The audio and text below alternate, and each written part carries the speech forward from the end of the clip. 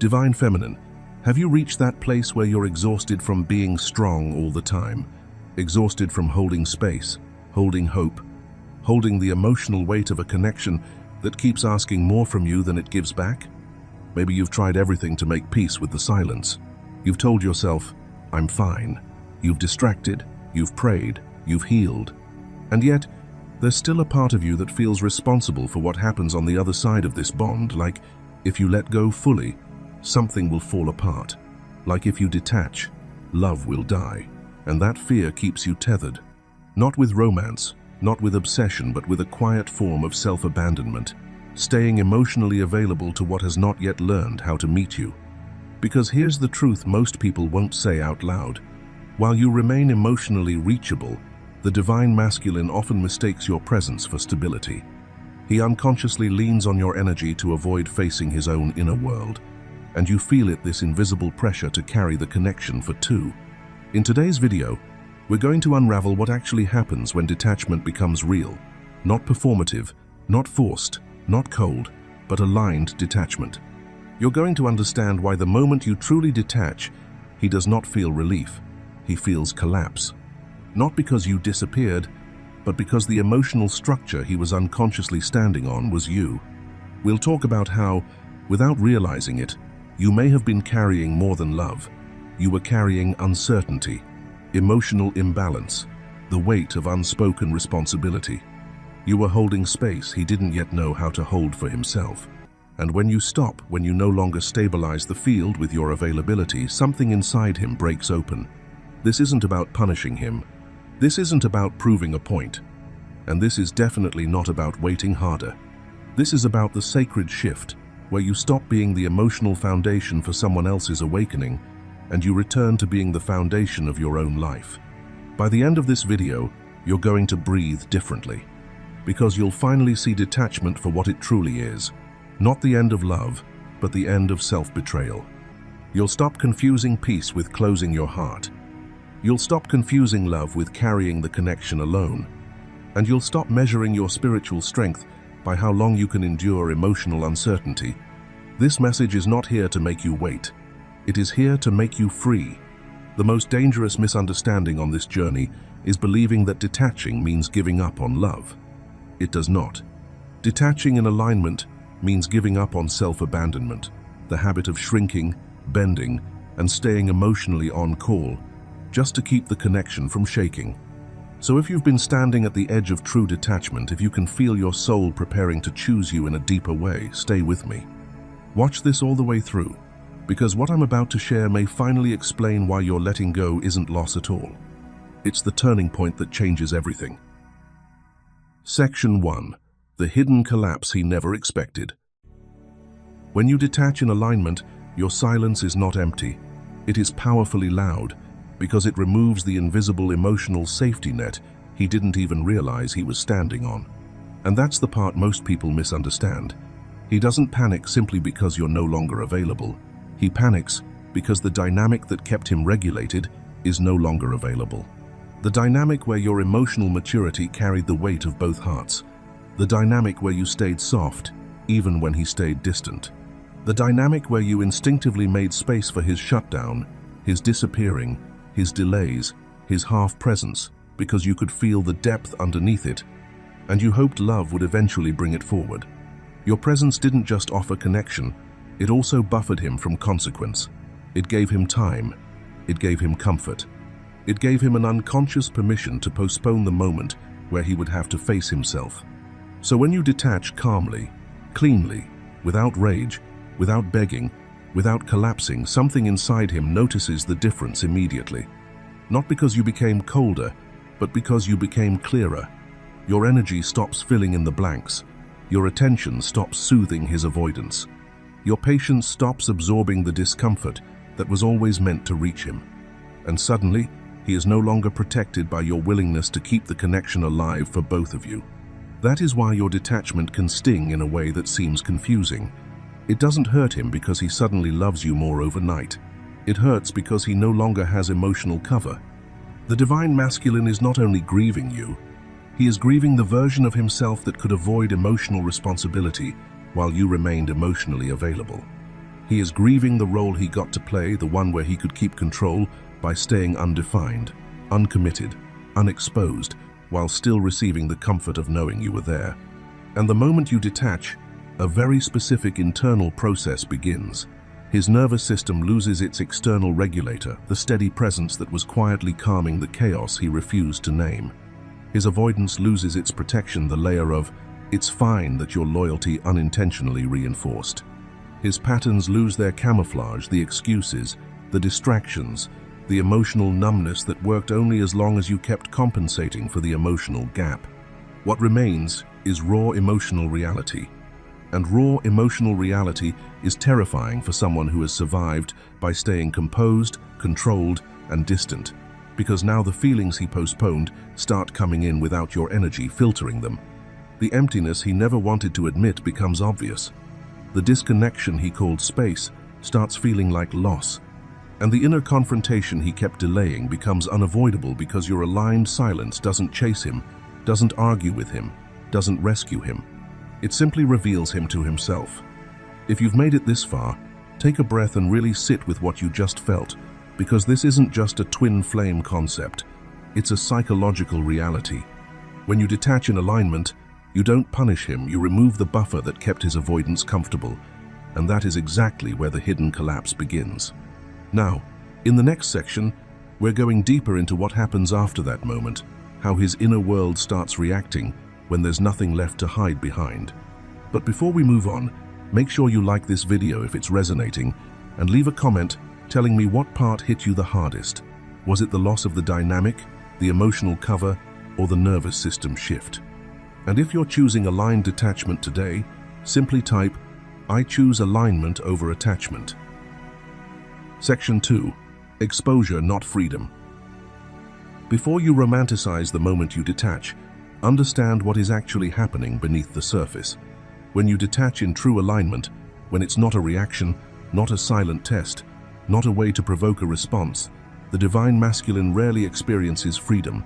He experiences exposure. Because what vanishes is not only your presence. What vanishes is the emotional structure that quietly made his avoidance sustainable. For a long time, without even realizing it, your steadiness was regulating the parts of him that were unregulated. Your emotional presence was buffering his emotional absence. Your patience was absorbing the consequences of his distance. Your softness was holding the weight he could not yet hold for himself. Not because you were weak, but because you were loving. Not because he was evil, but because he was untrained, conditioned to survive by disconnecting, by rationalizing, by staying in control rather than staying in truth. And this is why so many divine masculines don't recognize what you were doing while you were doing it. To him, it felt normal. It felt like emotional ground, like a quiet safety net he didn't have to name. From a psychological perspective, this is how a nervous system learns to borrow stability. It leans on the most regulated person in the connection.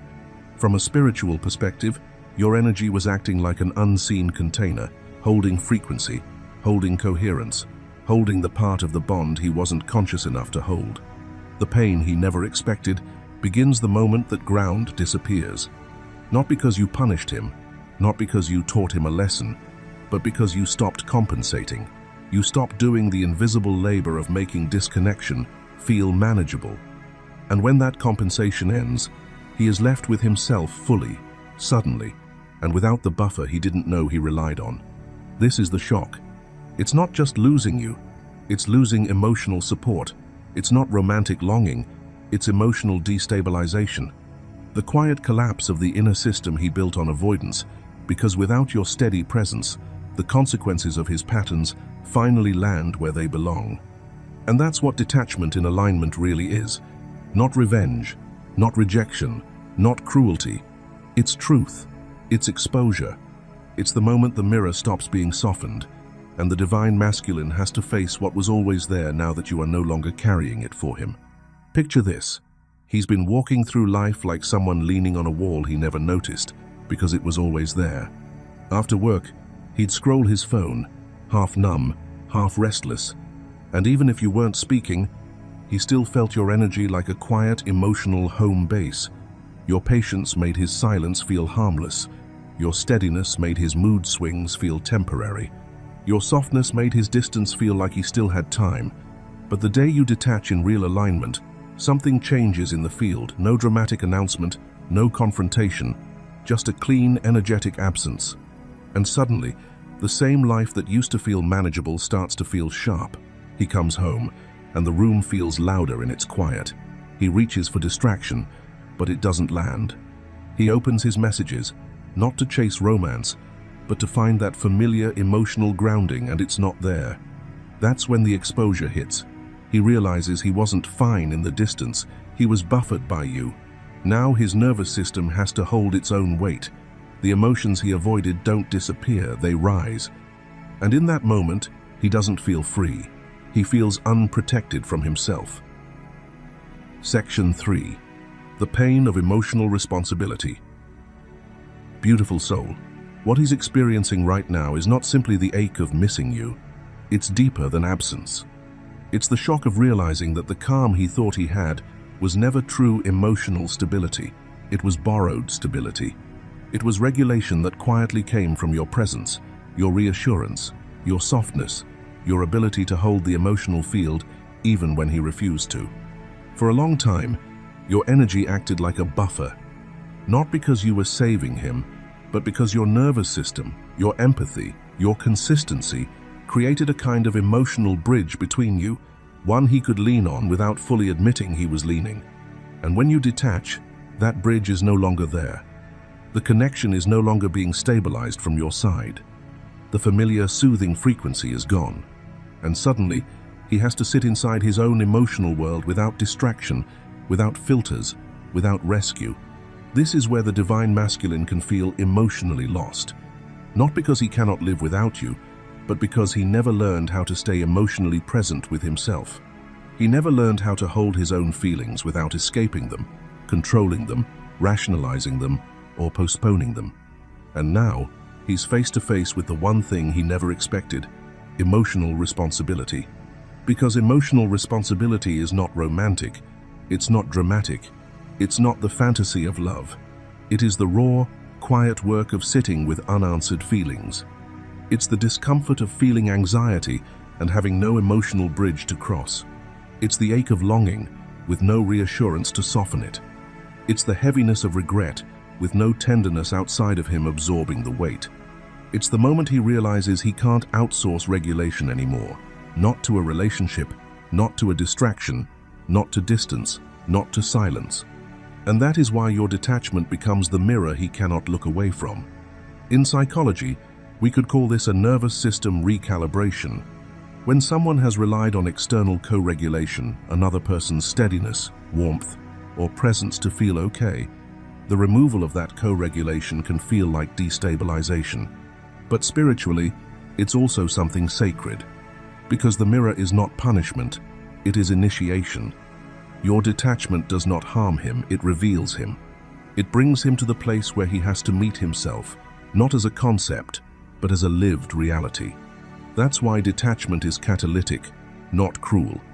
It collapses illusion, the illusion that distance is harmless, the illusion that silence is neutral, the illusion that postponing emotional truth has no cost. Because every time he delayed his feelings, avoided the conversation, buried the grief, or pretended it didn't matter, something inside him was still keeping score. And now, in the stillness, the bill arrives. Not as revenge, not as karma meant to break him, but as truth finally asking to be held. So if you're witnessing his unraveling, understand what it really is.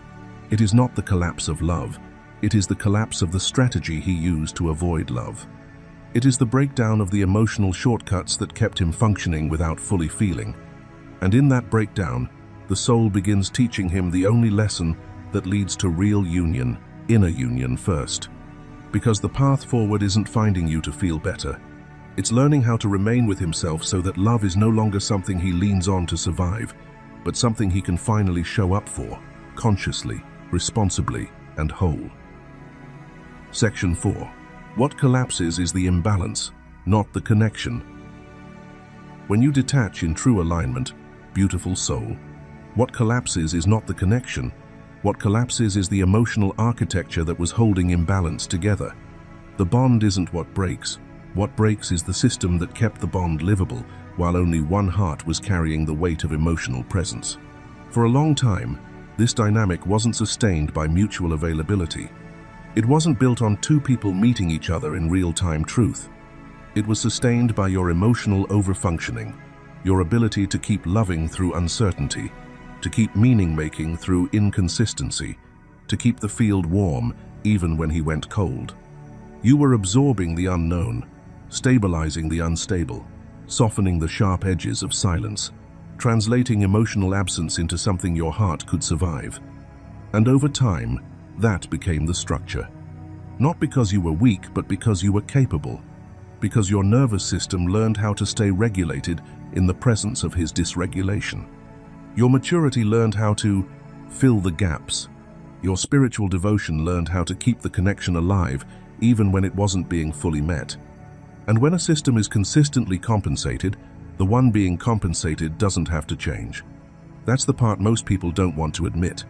If your steadiness is always there, his avoidance doesn't feel like a crisis, it feels like a lifestyle. If your empathy keeps smoothing the rupture, inconsistency doesn't feel costly, it feels manageable. If your love keeps bridging the distance, the emotional work can always be postponed. Until you detach. And the moment you detach, the compensation disappears. Your energy is no longer stabilizing the field from your side. Your nervous system is no longer buffering his. The emotional scaffolding that kept him comfortable inside emotional ambiguity starts to weaken, and what collapses first is emotional convenience. The convenience of being inconsistent and still feeling connected, the convenience of being avoidant and still feeling safe, the convenience of postponing responsibility while still having access to your emotional field. This is why your detachment can feel so intense to him. Not because you were his life source, but because you were the stabilizer of an imbalance. You were the silent translator between truth and avoidance. And without that translation, he finally has to sit inside the reality of his own patterns. And let's be clear, this is not punishment. This is natural emotional recalibration. This is the nervous system being forced to become self-regulating. This is the energetic field refusing to be held together by one person's emotional labor. This is life, spirit, and psyche, all saying the same thing. What is real must be mutual, or it cannot remain stable. The scaffolding that allowed him to remain emotionally undefined begins to fall away. The blurred edges, the half-steps, the almost, the unspoken expectations, the emotional loopholes. One by one, they start collapsing not to destroy him, but to reveal what was never sustainable. And only when that imbalance collapses can something real begin to form. Because the connection was never meant to survive on your overgiving. It was meant to evolve into reciprocity, into presence, into truth. Into two nervous systems willing to meet each other without one person doing all the bridging. So if it feels like everything is shaking right now, remember, the shaking is not the end. It's the system correcting itself. It's the false structure falling, so the real foundation can finally appear. If you've made it this far, take a slow breath and let this land not in your mind, but in your body. Because what we're naming here isn't just a twin flame dynamic. It's a pattern many of us have lived, carrying the emotional weight for two, calling it love, and slowly forgetting what mutuality is supposed to feel like. So pause for a moment and ask yourself, where have you been over-functioning, over-explaining, or over-holding just to keep the connection steady? And what shifts in your nervous system when you imagine choosing alignment instead of compensation? If this resonates, I want to hear your story in the comments. What part of this felt like you? And if you're not ready to share details, simply type this affirmation: I choose alignment over emotional over-functioning. Section 5. Losing emotional orientation. When you truly detach, the divine masculine doesn't just miss you in the simple romantic sense. He loses emotional orientation like a compass that worked for years, suddenly goes blank. And that disorientation can feel shocking, not because you were his source of happiness, but because you quietly became his reference point for emotional stability. For a long time, your presence functioned as an external regulator for his inner world. Not consciously, he wasn't waking up each day thinking, I need her to feel okay. This happens more subtly, more neurologically. Your consistency gave his nervous system predictability. Your softness signaled safety. Your responsiveness created continuity, an ongoing emotional thread that told his system, I know where I am. I know what to expect. I can settle here. Over time, that continuity became an anchor. It wasn't about dependency in the obvious way. It was about regulation. Your energy helped his internal world stay organized. So when you detach, when you stop reaching, stop soothing, stop holding the emotional tone, he doesn't simply feel absence. He feels unsteady. The anchor disappears, and suddenly he's left with the raw truth. He never fully learned how to stay emotionally present without leaning on someone else's stability. And when that support vanishes, he may not know what he's feeling, why he's feeling it, or where to place it. This is why he may try to distract himself. He may overwork. He may stay constantly busy. He may socialize more, chase stimulation, scroll endlessly, or even seek new connections, anything that creates noise. But none of it restores emotional coherence, because what he lost wasn't entertainment. It wasn't novelty. It wasn't attention. What he lost was grounding. And without your emotional field present, he has to face the silence inside himself.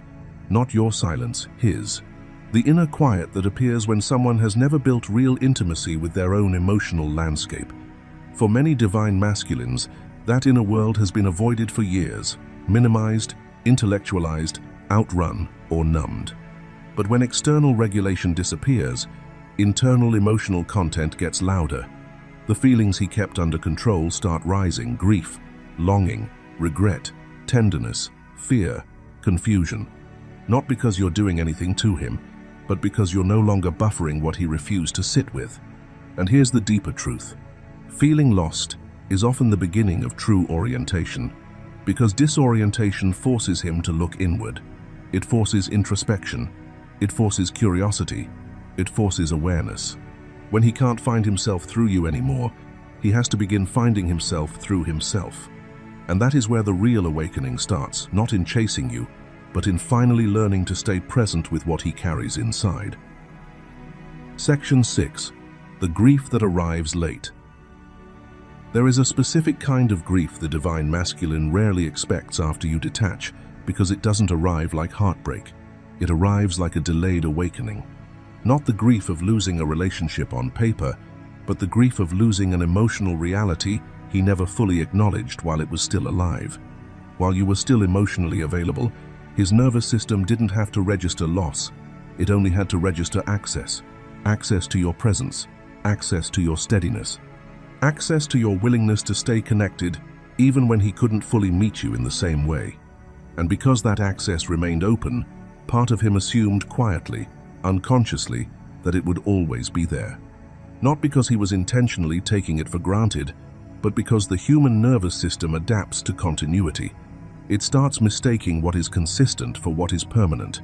But when you detach in alignment, when you step back without bitterness, without chasing, without collapsing, the illusion breaks. And what breaks isn't simply communication or attraction, or even the story of us. What breaks is continuity. The felt sense that the connection would always remain emotionally open on your side. The background safety of knowing your heart was still reachable, your energy still accessible, your presence still available as a landing place. And when that continuity disappears, grief enters the room. This is why the grief feels so unfamiliar to him. It isn't romantic sadness. It isn't the dramatic pain of someone begging for a second chance. It's emotional realization. It's the nervous system finally registering what it avoided, naming, something vital is no longer there. The delayed recognition of what was quietly sustaining him, stabilizing him, softening him, often without him ever admitting that he needed it. And here is the truth many people miss. A lot of divine masculines don't grieve you in the way the mind assumes. They grieve the emotional environment you created. They grieve the way your presence calmed inner chaos. They grieve being held energetically, emotionally, psychologically, without having to fully hold in return. They grieve the safety of your compassion, the steadiness of your availability, the warmth of your consistency, especially when they realize they never earned it through equal emotional presence. It was simply there, and now it's not. That is why this grief surprises him. Because it isn't about missing a person, it's about missing a reality, a frequency, a field, a kind of emotional shelter that existed around him and now forces him to confront the weather inside himself. And often, this grief carries regret. Not always regret in the simplistic sense of, I lost her, but regret in a deeper form, the regret of emotional postponement, regret of delay, regret of all the moments he chose avoidance over presence, all the times he said, later, or not now, or I can't, when what he really meant was, I'm afraid. Regret of missed courage, the courage to be emotionally present when it mattered, not just when it was safe. Grief is painful, yes, but grief is also sacred, because grief is what finally makes the truth undeniable. Without grief, there is no reckoning, and without reckoning, there is no awakening. Grief is the doorway where the ego can no longer pretend. It is the moment the soul says, now you must feel what you avoided. And in that feeling, something in him begins to return to life. If you've made it this far, take a slow breath and really feel what this part is revealing, because this late grief isn't just his story, it's also a mirror for you. Where have you been carrying the weight of emotional continuity for two people? Where have you been staying open, staying soft, staying available, even when it cost you your own peace? Let this land gently, without judgment. And before we move into the next section, I want you to reflect for a moment. What has this season of detachment taught you about your worth, your boundaries, and your emotional sovereignty? Leave a comment and share what resonated most. Your truth might be the exact confirmation someone else needs today. Or if you don't have the words yet, simply type, I choose emotional sovereignty in the comments as your affirmation. Section 7. The loss of control that forces awakening. When you detach in alignment, the divine masculine doesn't just feel distance, he feels a loss of control. Not because the connection is dying, but because the part of him that tried to keep the dynamic manageable without having to evolve is the part that starts collapsing. While you were emotionally available, there was a structure he could unconsciously rely on. He could pull back, go quiet, delay decisions, keep things undefined, and still feel the thread of connection holding. That created a kind of emotional control again. Not control over you as a person, but control over discomfort, control over exposure, control over the moment where responsibility would require him to look directly at his own patterns, control over the pace at which truth would become unavoidable. Because when you were present and open, your nervous system often absorbed the uncertainty. Your heart, your patience, your willingness to understand became a cushion, an energetic compensation that softened the consequences of his avoidance. It didn't mean you were weak, it meant you were loving. But in that dynamic, he could outsource the emotional weight. He didn't have to fully meet himself, because the connection still felt accessible even when he stayed hidden inside his defenses.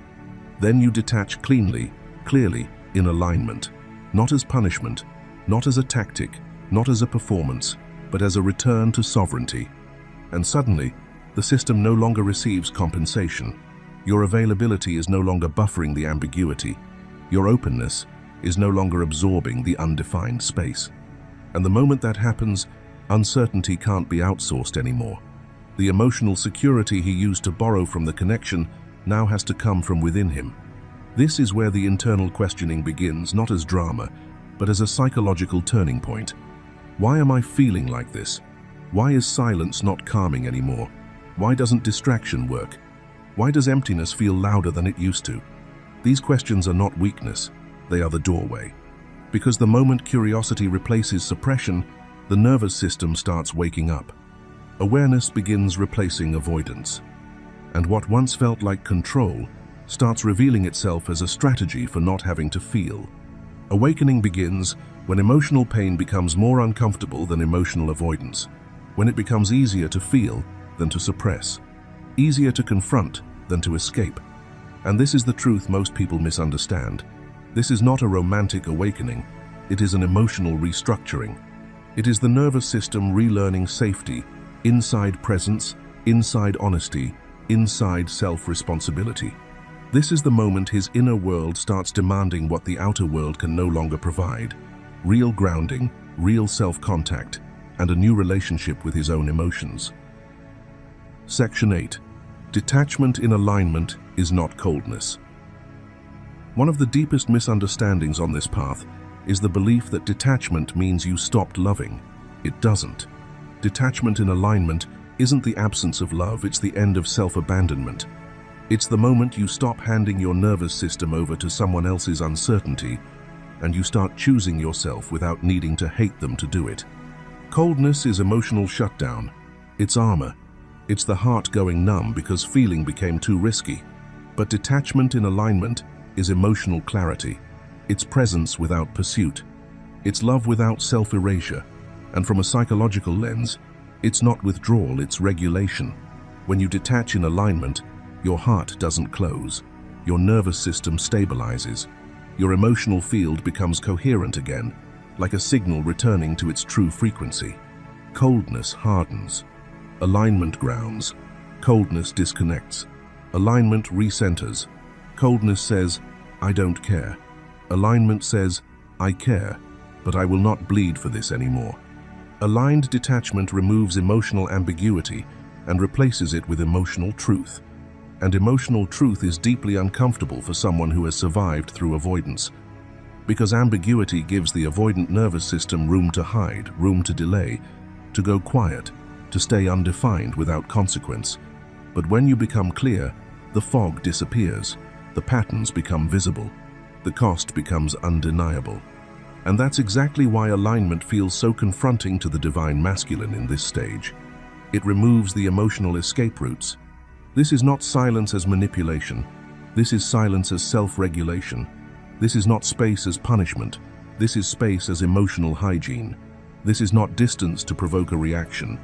This is distance as nervous system protection, because you are no longer willing to let inconsistency rent space inside your body. And you begin to move differently. You become slower to react, because you're no longer governed by emotional urgency. You become slower to rescue, because you've recognized that saving someone can be another way of avoiding your own boundaries. You become slower to justify, because you don't need to convince yourself anymore. And you become faster to return to yourself, back to your breath, your center, your truth. Cold detachment still watches the other person. It keeps its attention hooked outward, waiting to see what they'll do, waiting for the moment to feel powerful again. Cold detachment waits for a reaction. But aligned detachment watches your own state. It asks, what is happening inside me right now? It doesn't need their response in order to feel safe. It doesn't need their clarity in order to remain clear. You remain emotionally open, but you are no longer emotionally available to confusion. You remain compassionate, but you are no longer emotionally accessible to inconsistency. You remain loving, but you stop bending your boundaries to keep the connection alive. Because the real shift here is not that you stopped loving him. The shift is that you stopped negotiating with instability. You stopped translating mixed signals into hope. You stopped calling anxiety intuition and calling waiting faith. You returned to the simplest truth. Love is not proven by endurance. Love is proven by integrity. And in that integrity, you become a mirror that cannot be distorted. Not cold, not closed, just clear, just grounded, just finally home in yourself. Section 9. Silence as a mirror. When you become silent from a place of alignment, your silence is not absence, it is reflection. It is the quiet, steady mirror that finally shows what has been there all along, without you editing it, softening it, or carrying it for two people. Before you detached, silence inside the dynamic often meant avoidance, confusion, and withdrawal. It felt like a void you were pressured to fill, because the nervous system hates uncertainty, and love without clarity can trigger a constant search for proof. In that earlier stage, silence pulled you into over-functioning. You might have explained more, reached out more, or tried to create emotional continuity where his inconsistency kept breaking it. But now, your silence carries coherence, and coherence changes the entire meaning of silence on the other side. It stops inviting reaction. It stops inviting rescue. It stops inviting you to fill emotional gaps like it's your responsibility to keep the connection alive. Aligned silence doesn't chase resolution, it embodies it. It says, without words, I will not abandon myself to maintain a dynamic that asks me to stay uncertain. Aligned silence becomes a mirror because it reflects emotional reality without distortion. It no longer softens his avoidance. It no longer justifies his distance. It no longer completes what is missing. And this is where the psychology becomes very real. When you stop compensating, the system has to reveal itself. The relationship can no longer be held together by your emotional labor, your patience, your interpretation, your willingness to see potential over pattern. When you were still emotionally available, your effort created continuity, even when he was inconsistent. Your messages softened rupture. Your understanding minimized impact. Your patience delayed consequence. Not because you were foolish, but because you were loving, and love naturally tries to make meaning out of disconnection. Yet, over time, that meaning-making can become a form of self-betrayal, because it trains your nervous system to tolerate instability as normal. Aligned silence removes the smoothing, and what remains is his pattern, his rhythm, his availability, or the absence of it. For the first time, he feels what it is like to be on the other side of emotional distance, not as revenge, not as punishment, but as awareness, because the mirror doesn't attack, it doesn't demand, it simply reveals. And revelation is uncomfortable to a person who survived by avoidance, because it takes away the fog they used to hide inside. This mirror can be confronting precisely because it removes narrative. It removes justification. It removes the story that says, it's complicated, I'm not ready, I need time. It doesn't mean anything. Aligned silence matches reality, not potential, not intention, not hope reality. And reality is the one place the avoidant nervous system cannot bargain with. That is why aligned silence is powerful. Not because it controls him, but because it frees you. It pulls you out of distortion and returns you to coherence. It ends the inner negotiation. It ends the need to translate mixed signals into meaning. And in that return to coherence, you become emotionally untouchable, not numb, not hardened, just anchored. Silent, yes, but not empty. Clear enough to reflect the truth, and stable enough to stop carrying what was never yours to hold. Section 10. The real transformation. Ending rescue. The deepest transformation of this journey doesn't begin the day the divine masculine finally gets it. It begins the moment you stop rescuing. Because rescuing is not love. Rescuing is emotional overfunctioning. It's when your nervous system quietly steps in and says, I'll carry this for both of us. It's when you take responsibility for someone else's emotional process, not with bad intentions, but because you're sensitive, devoted, and trained to keep the energy from collapsing. For a long time, you weren't only loving him, you were compensating for him. You were holding clarity while he stayed confused, holding presence while he stayed distant, holding stability while he stayed inconsistent, holding hope while he stayed undefined. And without realizing it, you became the emotional infrastructure of the connection. You became the one doing the unseen labor, translating silence, interpreting mixed signals, softening hard truths, and keeping the bond alive through sheer inner effort. But beautiful soul, the moment you stop rescuing, the emotional weight returns to where it belongs, not onto him as punishment, but back into emotional reality, where it can finally be metabolized. Rescuing shows up in subtle ways. It's when you explain what he refuses to feel, when you justify what he won't take responsibility for, when you smooth over what should be confronted. When you stabilize what he should be owning, you become the buffer between him and his consequences. And that is exactly why rescuing delays awakening, because growth cannot happen while consequences are being absorbed by someone else. No nervous system learns regulation when another nervous system keeps doing the regulating for it. When you stop rescuing, the dynamic becomes emotionally honest. The connection is no longer held together by your labor. It is held only by capacity, and capacity reveals everything. You stop managing outcomes. You stop trying to keep the connection intact through effort, through overthinking, through spiritual bargaining, through one more message, one more explanation, one more maybe, if I just, because effort does not create union, emotional responsibility does. And this is where your power returns, not power over him, not control, not manipulation, power over your own emotional positioning. You become calmer, clearer, and more grounded. Not because the situation suddenly resolves, but because your nervous system is no longer suspended inside uncertainty. You're no longer living in emotional standby mode, waiting for him to become who he promised he could be. This is not abandonment, this is sovereignty. This is you stepping out of the runner-chaser dynamic at its root, not when he returns, but when you stop holding the imbalance that allowed it to exist. And when you stop rescuing, something sacred happens. The connection either rises through mutual capacity, or it reveals where capacity is still missing. Either way, truth arrives. And truth is what finally sets you free. Divine Feminine, let this land softly in your body. His pain after your detachment is not proof that you did something wrong. It is not evidence that your silence is cruel or that your boundaries are too much. What he is feeling is the space where rescue used to be, the empty seat where emotional compensation sat, the absence of someone translating his inner world for him, soothing what he wouldn't soothe, holding what he wouldn't hold, managing what he refused to face. And that space can feel unbearable to him, because it is the first time he is meeting his own emotional reality without a buffer. But your detachment is not punishment, it is clarity. It is the moment you stop confusing love with responsibility. It is the moment you stop confusing connection with self-sacrifice. Because real love does not demand that you abandon yourself to prove you care. Real love does not require you to stay emotionally available while you are being emotionally depleted. Real love does not ask you to keep carrying the connection like a cross while calling it devotion. You did not stop rescuing to teach him a lesson.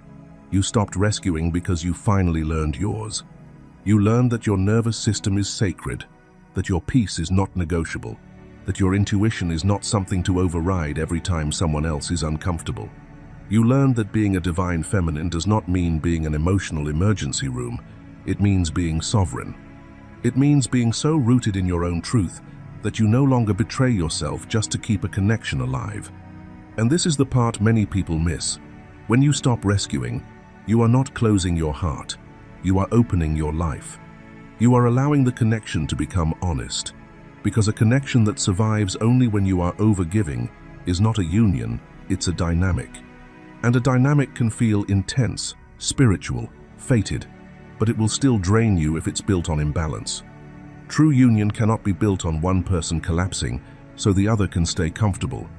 It can only exist between two people who can hold themselves emotionally, spiritually, energetically, without outsourcing their stability onto the other. So if guilt is rising in you right now, breathe. That guilt is not your guidance. It is conditioning. It is the old program that says, if someone is in pain, I must fix it. But his discomfort is not your assignment. His awakening is not powered by your self-erasure. In fact, your self-abandonment is the very thing that delays everything you desire, because it teaches the connection a lie, that you will always come back to carry what he refuses to carry.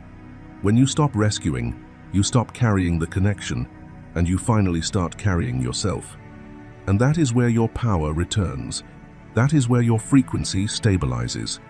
That is where your love becomes clean, love without fear, love without chasing, love without bargaining, love without self-abandonment. And whether he rises to meet that truth or not, you will no longer be negotiating your worth for the hope of reunion. Now, if this message touched something real in you, I want you to anchor it with intention. Leave a comment clearly stating this exact quote. Love does not require self-abandonment. And if you're ready to choose yourself without closing your heart, please like this video, share it with someone who needs this reminder, and watch the video below because the next message will help you stay sovereign without falling back into guilt, overgiving, or emotional rescue.